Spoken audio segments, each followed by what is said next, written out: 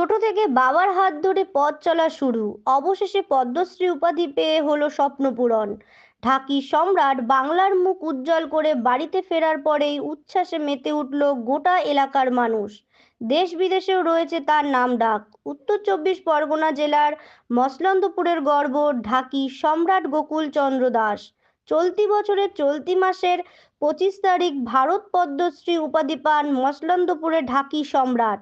পরবর্তীতে 28 জানুয়ারি মঙ্গলবার বাড়িতে ফেরেন তিনি।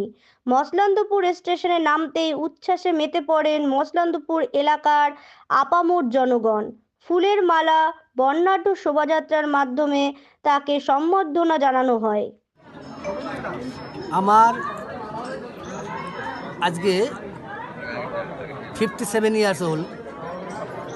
তো এই বয়সে এসে দাঁড়িয়ে আমি এত আনন্দ, এত রেসপেক্টেশন, এত মানুষের ভালোবাসা আমি জানতামও না যে আমাকে এত মানুষ সত্যি সত্যি ভালোবাসে। তা আজকে যেটা আমি আশা করিনি তার অনেক অনেক অনেক গুণ বেশি আমি ভালোবাসা পেলাম এবং আমি নিজে সত্যি আমি গর্বিত মনে করছি। এবং আমার এই যে সঙ্গে যারা রয়েছেন আপনারা দেখতে পাচ্ছেন, এই যে দুপাশে দুজন ব্যক্তিত্ব, মহান ব্যক্তিত্ব, এরা আমার নিজের ভাইয়ের মতো, ছোটো ভাইয়ের মতো ভালোবাসে। এবং আমার কোনো প্রয়োজনে হলে আমি দাদার কাছে গেলে, এই দাদার কাছে গেলে আমাকে কেউ না করে না, আমার এত সত্যি ভালোবাসে। আমার এটা আজকের দিনে দাঁড়িয়ে আমি বলতে চাই যে আজকে এত মানুষের যে ভালোবাসা, এই ভালোবাসা হয়তো আমি পাওয়ার উপযুক্ত না, কেন ভালোবাসে আমি জানিও না। কী ইচ্ছা বলছিলেন আপনার? আমি দেখুন, আমি পদ্মশ্রী পাবো এটা আমি কোনোদিন স্বপ্নেও ভাবিনি।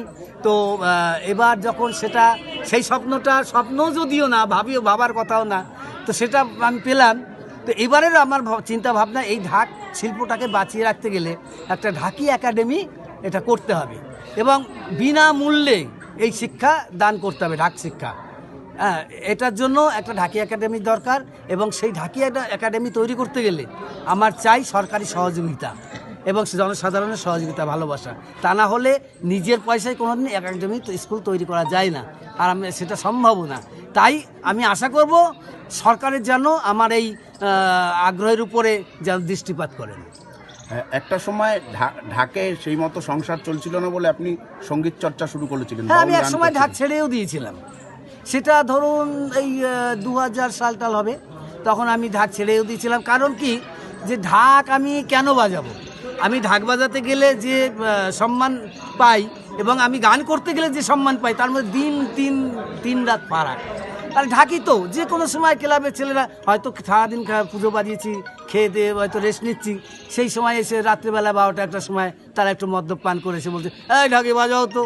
তো এটা তো শিল্পীর সম্মান না। এর জন্য আমি অনেক প্রেসে বলেছিলাম যে ঢাকিরা কি শিল্পী, এটা আমার প্রশ্ন ছিল। তো আজকে সেই শিল্পীর সম্মানটা আমরা ঢাকিরা পেয়েছি।